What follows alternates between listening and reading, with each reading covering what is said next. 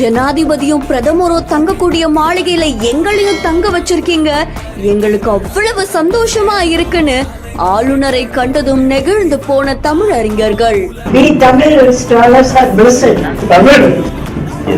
பற்றி 15 புத்தகம் எழுதியிருக்கேன். இப்ப 96 5 புத்தகம் எழுதியிருக்கேன். 100 புத்தகம் நீங்க இன்னைக்கு வெளியிடலாம். Other people they come and go. This is what our Prime Minister himself is a great lover of Tamil language and culture. They are the one who have kept the society together. Thank you. Thank you very much.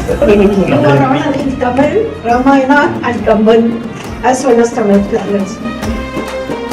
தமிழறிஞர்கள் யாருக்கும் குறைஞ்சவங்க கிடையாது, அதனால இது ஒரு பெரிய விஷயம் கிடையாதுன்னு தன்னடக்கத்தோடு பேசிய ஆளுநர் அவர்கள். They are the one who have kept the society together. Thank you. Thank you very much. Tamil, Ramayana and Kamban as well as Tamil planets. சொந்த செலவில் ராமாயணத்தை மீண்டும் அச்சிட்டு பலரையும் நெகிழ வைத்த ஆளுநர் அவர்கள். இப்ப 96 5 புத்தகம் எழுதியிருக்கேன். 67 ஆண்டுகளுக்கு முன்னாடி முதல் பதிப்பா வெளிவந்த கம்ப ராமாயணத்தை மறுபடியும் தன்னுடைய சொந்த செலவுல ஆளுநர் அவர்கள் பதிப்பிச்சிருக்காங்க. அத தமிழ் அறிஞர்களை வச்சு வெளியிடணும் அப்படின்னு அவங்க வேண்டுகோள் விடுத்திருக்காங்க. அந்த வேண்டுகோளை ஏற்று தமிழ் அறிஞர்களான திருமதி சரஸ்வதி ராமநாதன், திருமா ராமசாமி அவர்களுக்கு 100 வயதாகுதாமா, அவரும் வந்திருக்காரு. அதை தொடர்ந்து முத்தையா மற்றும் இலங்கையை சேர்ந்த 2 தமிழறிஞர்கள் சென்னை ஆளுநர் மாளிகைக்கு வந்திருக்காங்க.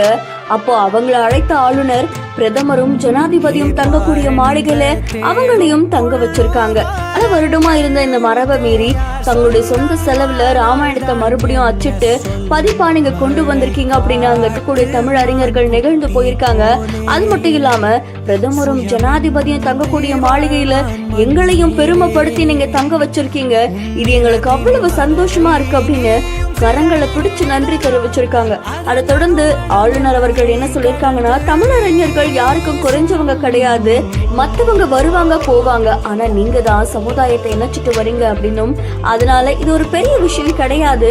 சொல்ல போனா பிரதமரே தமிழ் மொழி அதுக்கப்புறமா கலாச்சாரம் மேல மிகுந்த பற்று கொண்டவர் அப்படின்னு ஆளுநர் அவர்கள் பதில் கொடுத்திருக்காங்க.